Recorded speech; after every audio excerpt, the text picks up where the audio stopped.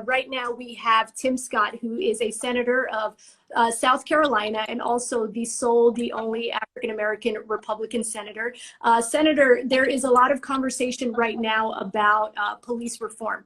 And there are efforts from Democrats, there are efforts from Republicans to pass some form of police reform legislation in response to everything going on in the nation. The one in particular that you're working on is the Justice Act.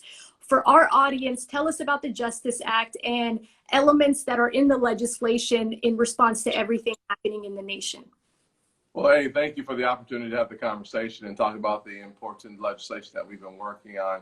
Let me first give the background why this legislation is important to me personally.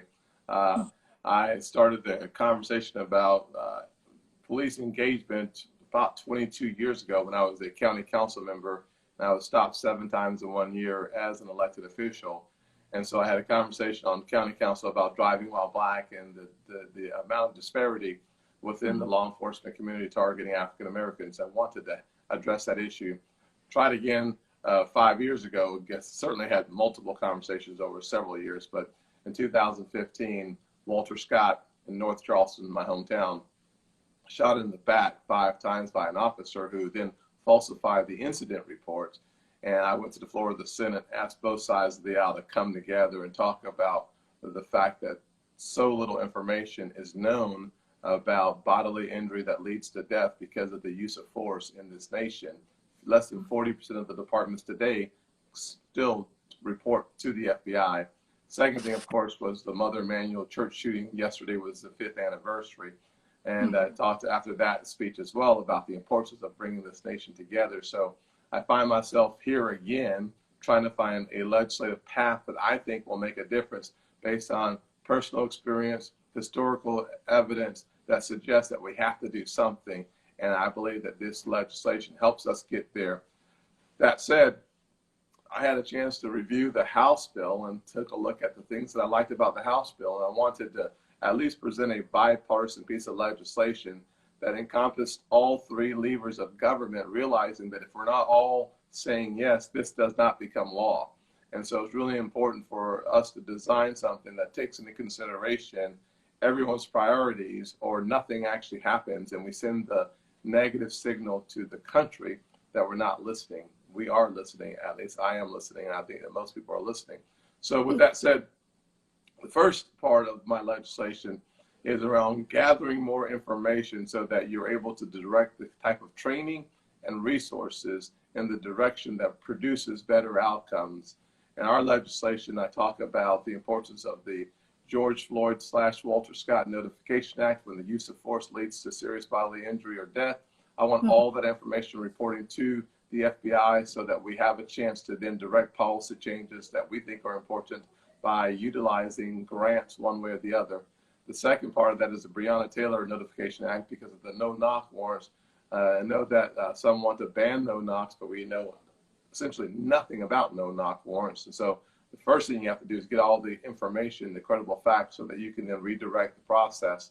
That's, in my opinion, incredibly important. The second part of the legislation is about the training and the accountability that is important for us to see changes happen in departments. So what we do is connect the resources from the federal government to the outcomes that we want, whether that's the duty to intervene, the elimination of the chokehold, or the use of force, the development of use of force review boards as well. So, and there's how does it differ specifically for our audience? How does it differ from the legislation being efforted by Democrats? Kind of tell us about the compare and contrast.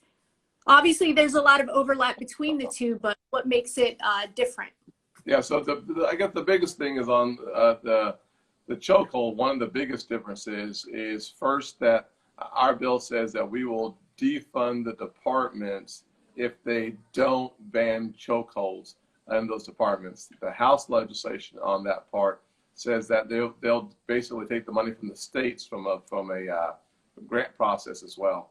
Realizing that I think both bills acknowledges the fact that 90% of more of the resources actually comes from the local level and not from the federal level. So our ability to actually ban something is to simply take the resources away from those departments or from the states. On the first tranche, the information gathering, ours starts with serious bodily injury and death. Theirs bill says all information should be reported up, not just those that leads to serious bodily injury. So I would assume that the minor bodily injury would be included in their legislation, where ours starts at serious bodily injury. On the duty to intervene, I'm not quite sure how the House tackles that. We tackle that once again through the resourcing. On our legislation, we create a commission because I think that the executive order from the president around co-responders dealing with the mental health aspect of it, it's in our legislation. I don't think it's in the House legislation. We also deal with the issue of homelessness and addiction in our legislation, looking for a path to fund the right programs and the right response. I don't think the House talks about that one. Our legislation talks about false police reports. If you think back to the Walter Scott killing, the police report said something that was drastically different than what actually happened on the scene. The Breonna Taylor police report was basically blank. No injuries were listed from my understanding on that police report. Drastically different than what we actually see. And on that topic, if there were never cell phone videos, do you think eyewitness accounts in the Breonna Taylor, Ahmaud Arbery, George Floyd, and now Rayshard Brooks, without cell phone video captured by bystanders, do you think anyone would believe the eyewitnesses who see these killings happen in public? Absolutely not. What I've said very clearly for the last several years is that a picture, if a picture is worth 1,000 words, then one video is worth 1,000 pictures. Re-emphasizing the importance that had it not been for the man who literally, it must have been divine intervention, happened to be walking by at the exact right time in the right place on the Walter Scott situation when he was murdered, we would never have known about that, because when you read the police reports, there was a struggle. Walter Scott had the taser. It was a completely drastically different situation. Had it not been for that one person who was walking by, no one would have known that he was murdered. Second issue I said pretty recently as well, on the Ahmaud Arbery, and I met with his mother recently. Had it not been for the video, we would have heard and we would have seen in the police report something that was erroneous. The killer was a witness, according to the police report. So I had said and long stood, and one of the reasons why our legislation funds police cameras, body cameras, at like a 5 or 6 time increase on funding available for body cameras, is because I absolutely, undoubtedly understand that without that video, none of these incidents would have happened. So we have to have money for those. How do we hold law enforcement accountable to actually turn on the body cam and the dash cams? Because also in regard to that, there are a lot of incidents that also happen where they go back to see the footage and there is no footage for many different reasons. Yeah, well, I assume that you would bring that issue up after I with that passionate plea for us to have more money for body cameras. We actually penalize, the House does not do this, we penalize the departments for not having the body cameras on when it leads to the injuries that we've been talking about so far. What are those penalties? Ma'am? What are those penalties? You lose money from the federal government. It's all tied to money. That's the one penalty that we actually can enact on the federal level. And then when the last section of the legislation has to do, well, we have several other pieces of it. We have a recruitment piece where we're trying to find a way to recruit more minorities. So we hire more minority recruiters.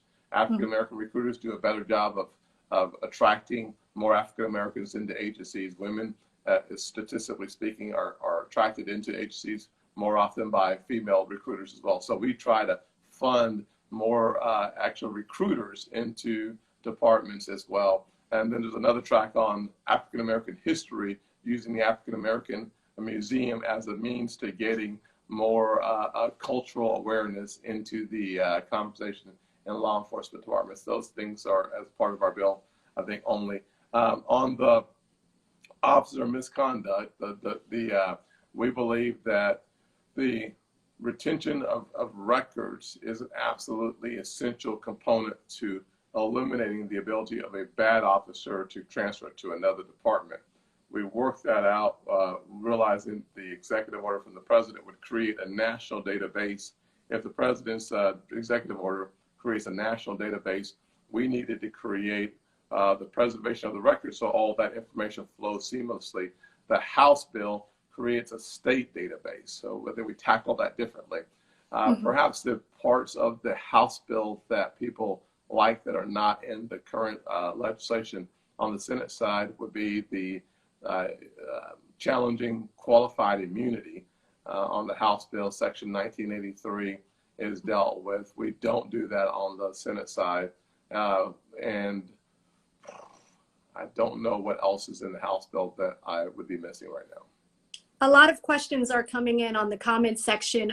One question people want to ask you is, what are your thoughts on the calls for defunding the police? We're seeing that in the headlines. We're seeing social media campaigns. What are your thoughts on that?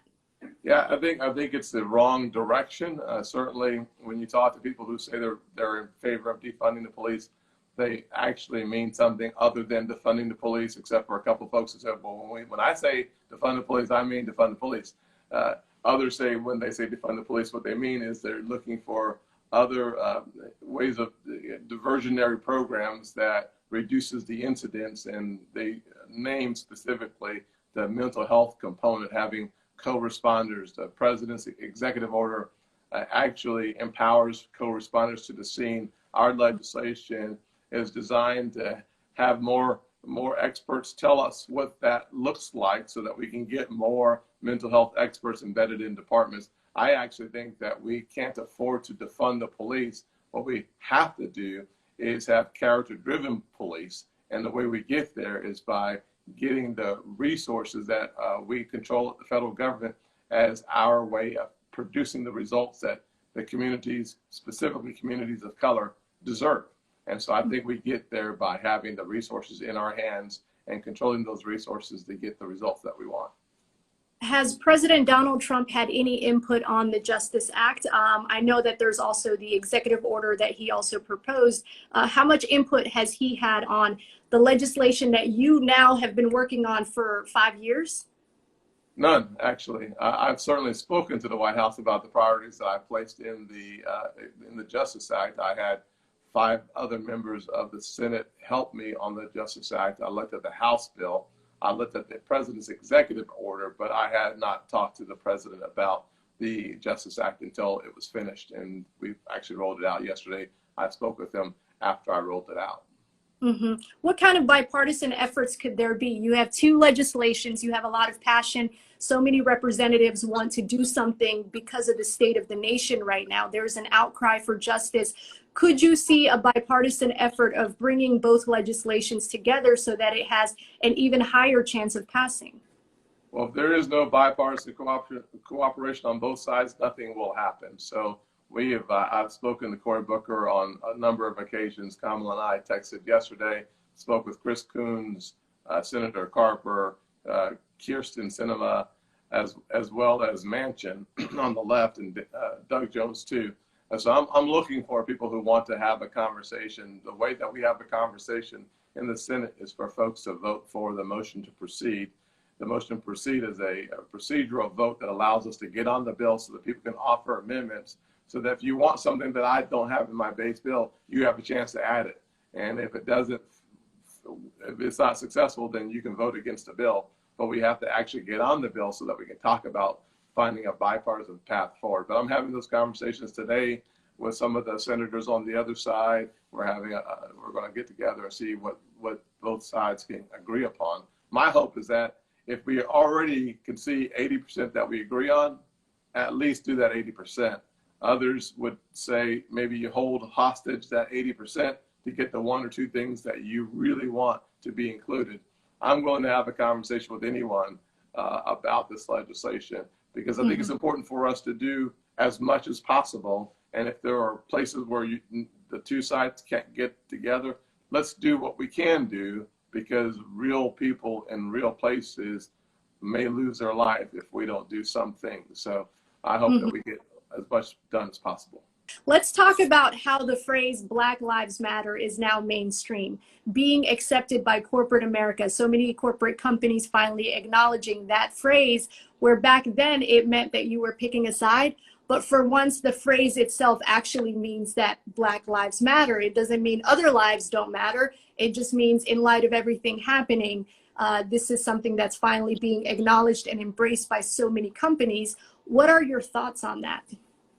Well, I think it's a good thing that we all recognize that the intrinsic value that you're born with should be shared equally, no matter what you look like. So that specifically means that Black lives, not that they just matter, but that they matter equally with all the other lives. And that's really what I think the phrase has been about. The campaign may include other things, whether it's defund the police or other things, but the actual phrase itself is best understood in the park in New York City, when the white woman wanted to weaponize her position and her thought process as it relates to her relationship with the law enforcement versus the African-American Harvard graduate's relationship with the law enforcement. By default, spoke to a devaluation of his life in the eyes of law enforcement from her perspective.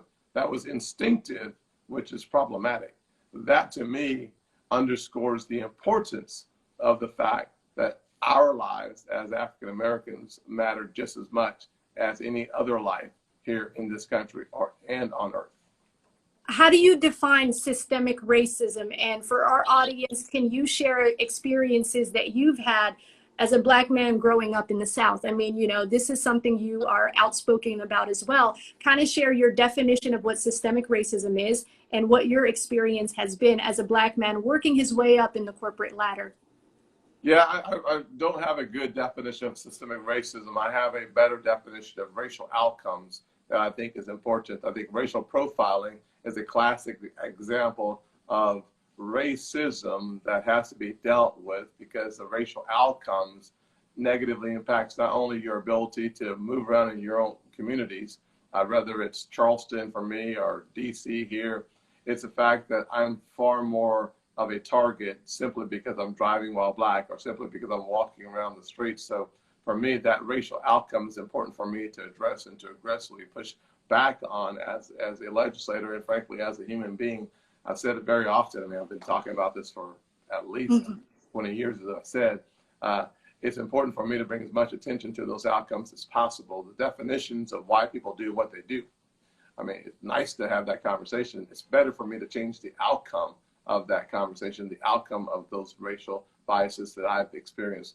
Number one. Number two, I would say that being stopped 18 times in the last less than 2 decades is another one of those situations where earlier this year, I was stopped for failing to use my turn signal earlier in my lane change.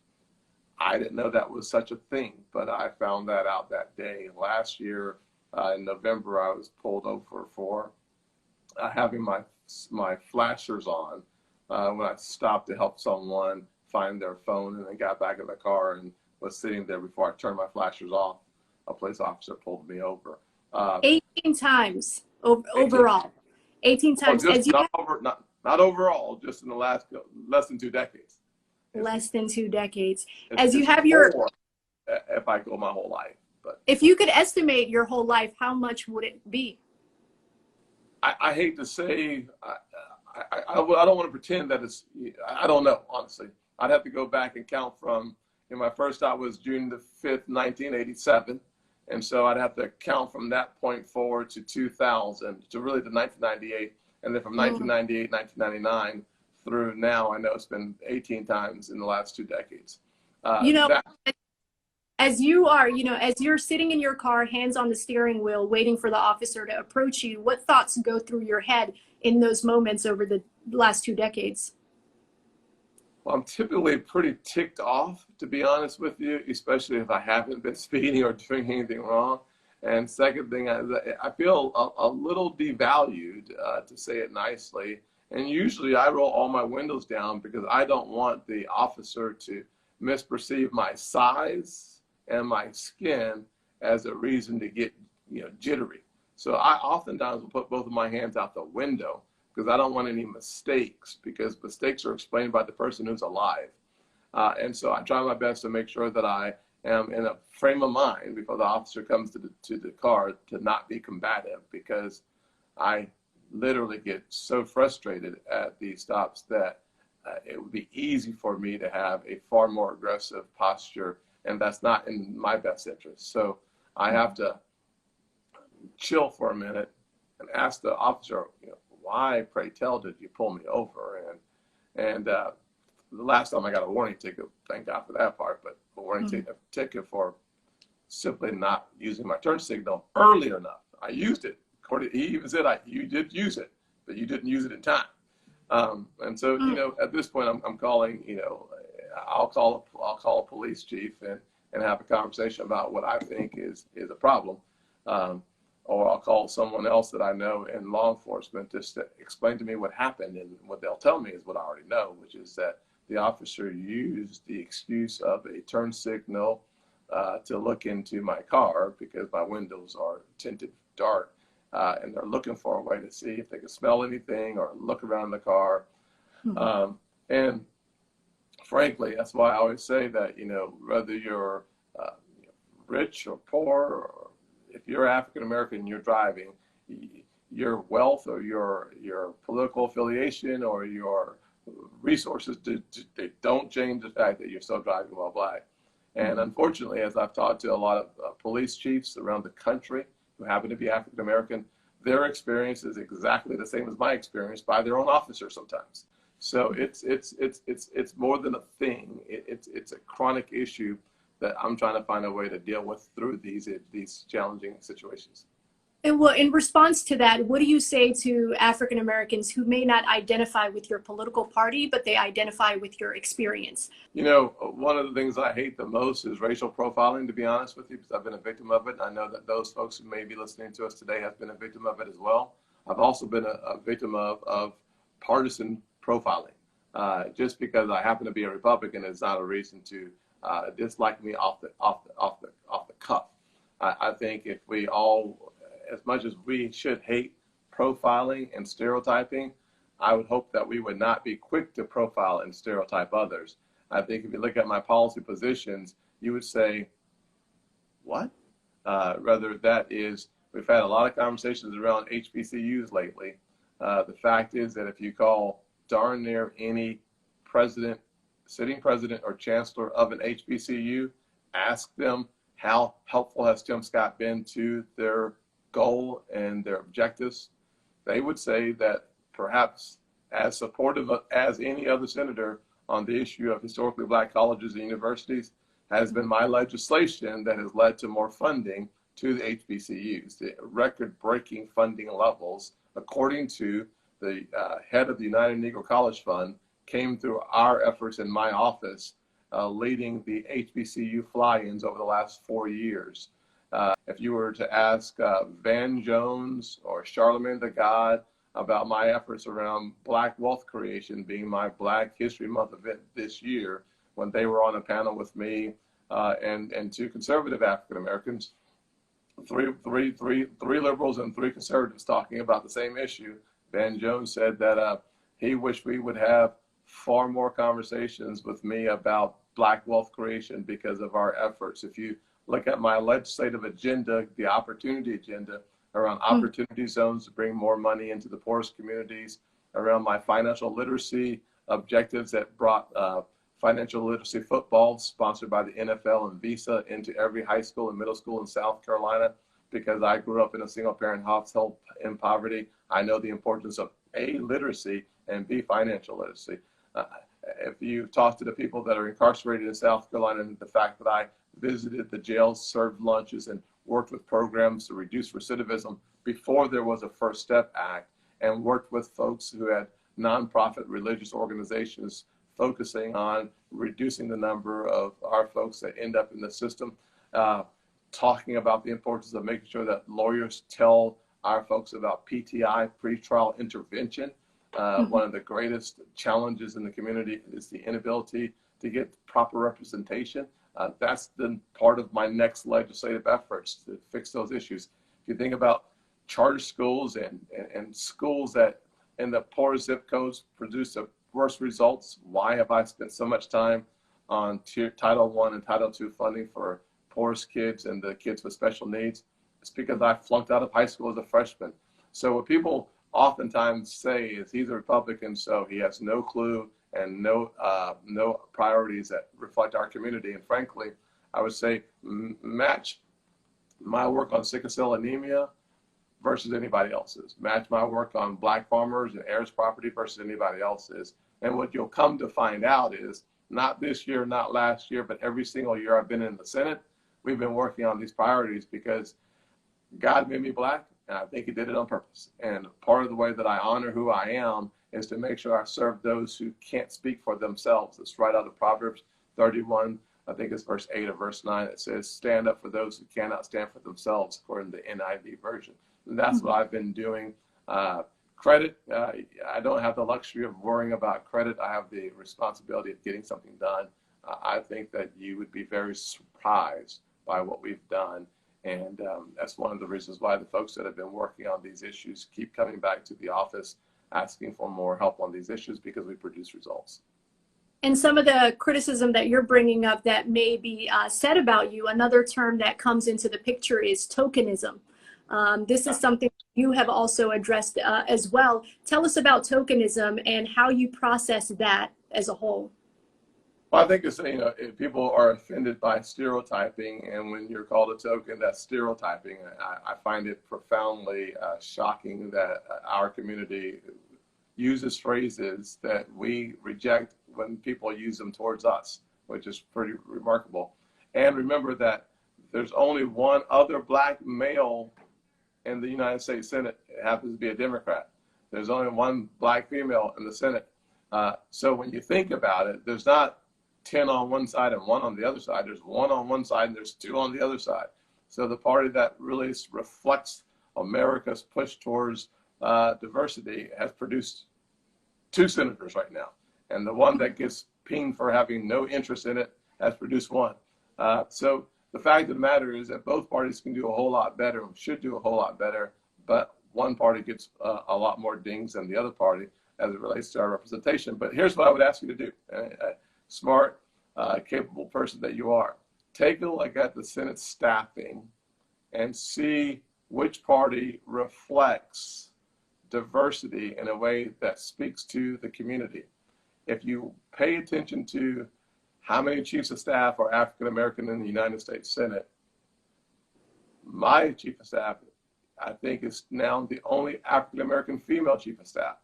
My deputy chief of staff is, I believe, the only African American deputy chief of staff, female, in the Senate. So if you look at the top positions in the Senate, you'll find that 2 of the 3, I think it is, African American chiefs of staff are on the Republican side. And that becomes true as you look throughout the organization. You'll find some very interesting facts that have been completely missed because we never talk about it. Well, we really appreciate your time. Is there anything more you'd like to share about the Justice Act, what the next steps are? Tell us what the next steps are in your efforts to move it forward. Yeah, the next steps are sitting down with my friends on the other side of the aisle and seeing if we can find anything in common so that I have the votes to get this on the floor. There right now is an effort that they don't want this legislation to have the votes. If we have the votes, then we get to amend it and see if we can make it better, see if we can make it more amenable to the average person. That would be an important step forward. If we don't get that, that means nothing gets passed. It means nothing becomes law, because just because you like this bill better and you like this bill 75%, if you're not willing to engage that 75%, nothing becomes law in this country, because you take all 3 levers of government, the president, the Senate, and the House, to make something a law. So hopefully we'll get that done. So thank you so much for your time. We really appreciate it, and we look forward to hearing from you again. Yes, ma'am. Thank you as well. Y'all have a great day.